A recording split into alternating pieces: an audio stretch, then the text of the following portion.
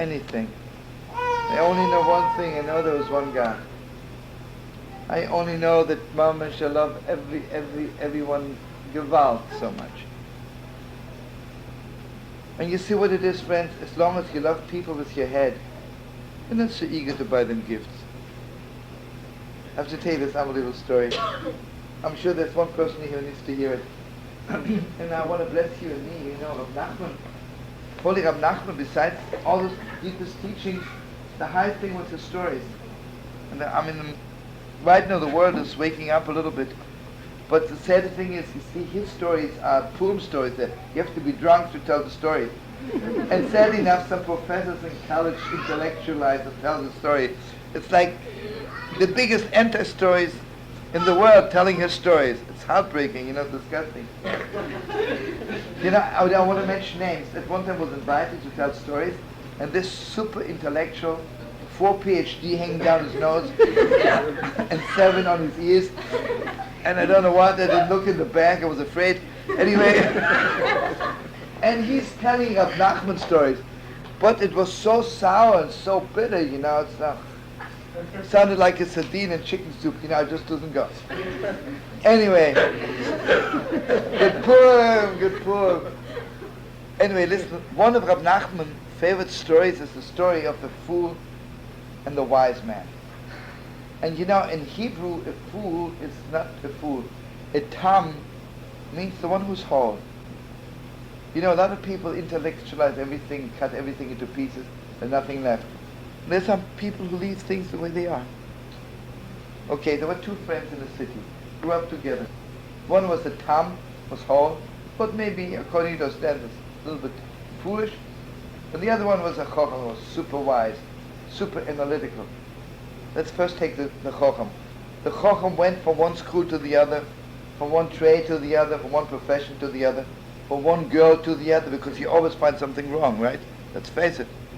And he was going from one to the other, and each time he found something wrong. And he was never married, never held a job. In the meantime, the tam, the fool, the first girl he met, he married. He became a shoemaker, and he charged a ruble for everything. Even somebody could have charged 20 rubles. He didn't care. He said, I don't want to put my head into money. A ruble. So he was very poor. Now listen to this. At night when he came home, but he and his wife loved each other so much. It was paradise between them. So at night the fool comes home. He says to his wife, what have you prepared for tonight?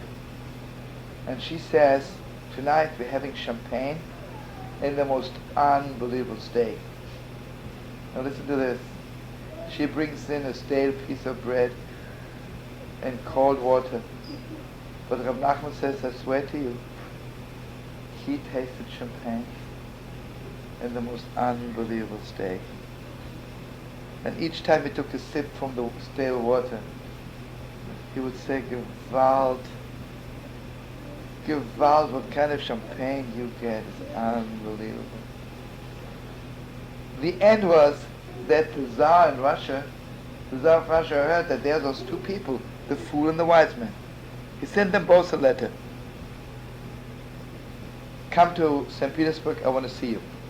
The fool heard the Tsar wants to see him, jumps on the next train, and he goes to the Tsar in Russia. The Tsar sees the fool. He says he's so honest. You're the sweetest girl in the world. Okay, let's say l'chaim. L'chaim, good PURIM.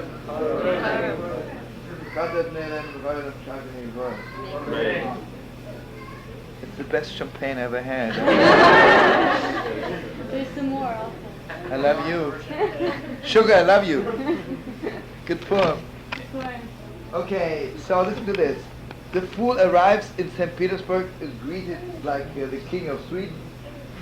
And the Tsar of Russia says to him, you know something? My right-hand man died. He was the biggest crook in the world. And I need one honest person in Russia. Can you please be my right-hand man? Becomes the second to the Tsar of Russia. And he gets bigger and bigger and bigger, and mamish, he brings so much good to people in Russia. In the meantime, the wise man gets the same letter, but he doesn't jump on the train. He He wants to find out first how come the Tsar knows of me. So he's investigating, and then finally he gets so crazy. He wants to find out if there really is a Tsar of Russia, because most people haven't seen the Tsar, right? So the end of the story is that he doesn't believe that there's a Tsar. Anyway, Purim is the time to be foolish, to be drunk, and to believe everything there is. Mamish. Gewalt. Why only on Purim? Now Purim gives you strength to do it all year, brother. If you promise to be a fool all year, l'chaim, l'chaim.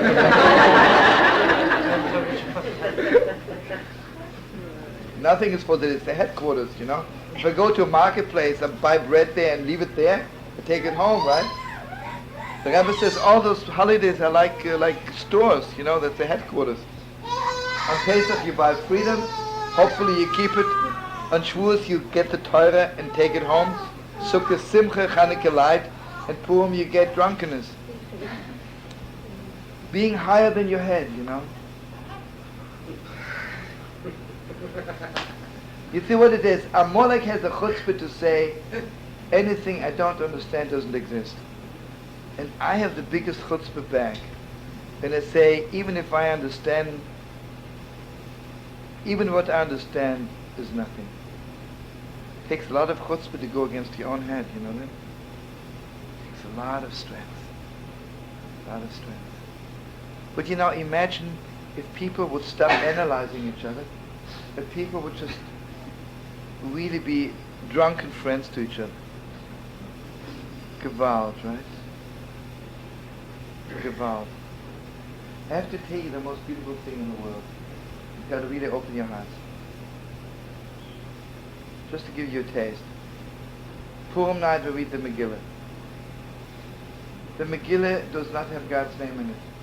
And I want you to open your hearts the deepest way. You know, I got a love letter. And a very beautiful love letter. And it says, signed, Maxine, right? I know who it's from. I know what she writes. I love it very much. I'm very much impressed and I love her. One day I got an anonymous letter. It doesn't sign. It just says, I love you the most in the world. I can't figure out who it is. Is it Maxine? Is it Ivan? Is it Chanala? Is it Rochele? I'm looking at the stamp. Is it from Borough Park? And it's Chanala. Is it from Flatbush? It's Ivan. Is it from Israel? It's Rachel, right? Is it from Germany? It's Brunhilde.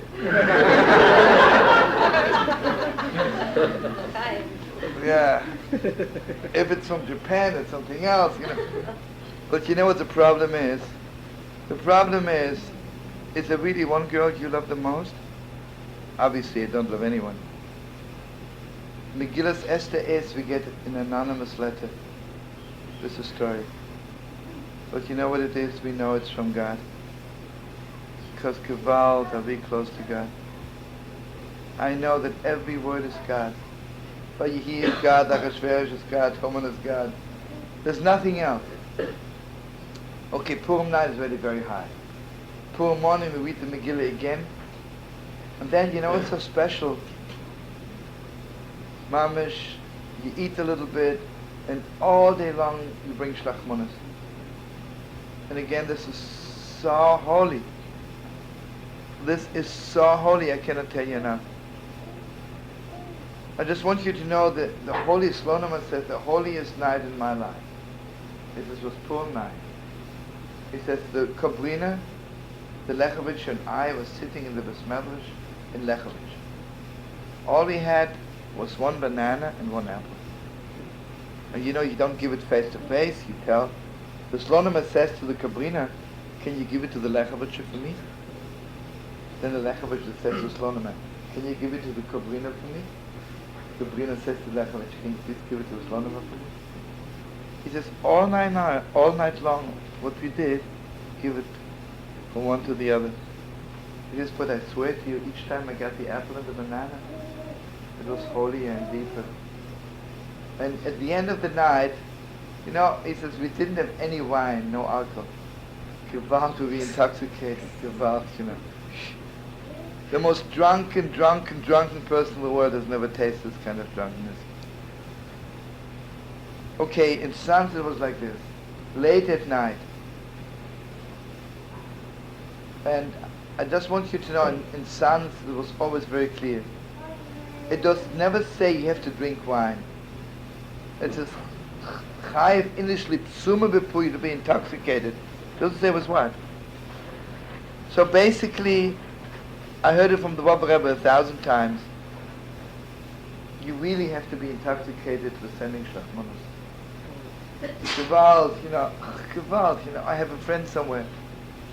I'm so glad to send you one piece of chocolate and one piece of cake. Gewalt, Master of the world, Gewalt. Or imagine, you know, for me, Mamish, I'm telling you, when I get Shalach Manot for my children, when Dari comes to me and brings me an apple and a piece of cake from the Shomele, and then Shomele comes and brings me a piece of cake from Dari, Gewalt, you know, what would I give to God to have two children, right? I mean, how can I pay my children back? How can I pay God back? I mean, this beyond. I mean, I'm already drunk like a dog, right? What else is there to say, right? Okay, I want you to know in Sons, the Avodah, you know, the Holy Son would send Shalach Manot to his 8 children, and his holy 8 children would send back to him. The Holy Son sends to his Rebbe, the Rebbe sends back to him, and to all the grandchildren. I mean, the Son has a big family, you know, and just hours, you know, the Avodah, you know, it's the concentration, as much as he was drunk, but drunken concentration. Okay, at night there's a Gewalt. Then about 4 in the morning, next morning, and I want you to open your hearts to the deepest depths. The Holy Sons would go out on the street with the Chassidim and pass by the houses of people who had given up hope. You know, the last year, Rebbe, somehow, every Purim afternoon between 4 and 6 was supposed to be with the Chassidim, and he disappeared. And only after he passed away, somehow this taxi driver told the Chassidim the story that, you know, there's so many Yidden in Yerushalayim that were forgotten, forsaken, poor, and nobody sent them Shalach Manot. So the Rebbe, Mamish b'choide ba'atzma. The Rebbe has maybe between 5 and 10,000 Chassidim by the Tish for a night. This appeared at Purim, and he had to deal with his taxi driver. And Mamish drove around all over Yerushalayim.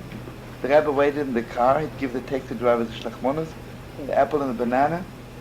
Then he would go in to tell, he would tell the Chassidim, thank you. He would tell Shalach Manot from the Rebbe. Can you imagine? Most probably kept him alive for a whole year just from this apple and the banana. Okay, let me just share with you one more Torah of Reb Nachman. Why is it sometimes we eat and we are filled with joy? Sometimes we eat and we are still as sad as before, maybe even more sad. Very simple. If I put food in my mouth and it's only for my kishkis, my neshama is still sad, right? But if I eat food and it fills not only my kishkis, also my neshama, my heart and my soul, then I'm filled with joy. It says, "V'achaltem ochel v'savoya, v'hilaltem Hashem Hashem lekeh." It says, the thing is, the feast of Purim, you know, God says to Adam, I'll grab you out from paradise, and all you'll eat is food from the tree of knowledge. So you eat, and you're still sad.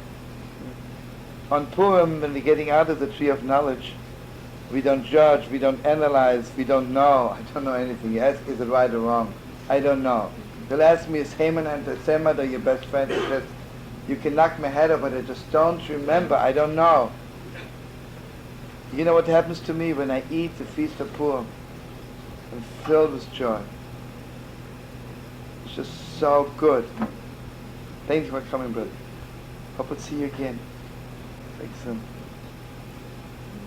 Especially this month, I want you to know, friends, what you can do for another person by sending them one apple and one banana. Mamish, you can give them life. And just want to bless you whenever you eat the Shalach Manot people send you. I want to bless you really to eat it on the level, like the highest level there is. You know, it says in Chassidus that Shalach Manot, Ranana mentioned man. Shalach Manot comes from the word man. It is mamish bread from heaven. The smallest banana you get from anybody is mamish a banana from heaven. And Gewalt, does it taste good? Gewalt. Do you know, I want you to know the most unbelievable thing. Do you know that the holy Ostrovtzer Rebbe, one of the biggest Rebbes in the world, fasted for 40 years? Mamish, it was between the First World War and the Second. In the Mamish he says, I see the darkness coming upon the world. You know, Mamish, who knows what he saw? For 40 years he fasted. Okay, that means he ate at night a little bit, he cannot just fast in the air. But for 40 years he didn't eat during the day, only at night, he had Shabbat. The only thing he ate was Shalach Manot again. Because this is manna from heaven, right? And I want to tell you something very beautiful. I said it Motzei Shabbos. There were a lot of non-religious people in Ostrovtzer who sent him Shalach Manot. The Chassidim came and told him, oh, you know, you cannot eat this person is not religious, this one is not kosher, this one is not frum. Gewalt would he tell them off, you know. The whole thing of PURIM Shalach Manot is we should love each other and not judge each other. You coming on my Shalach Manot and you're telling me he's not frum, he's not kosher. You're crazy, you know. So, Mama, I bless you to have good Shalach Manot. Where's my coffee at this point? It's still there. Okay, good, Mazel Tov. Chava, can we make a beautiful circle and wish each other the best poem? Where's my thing to hang on my guitar?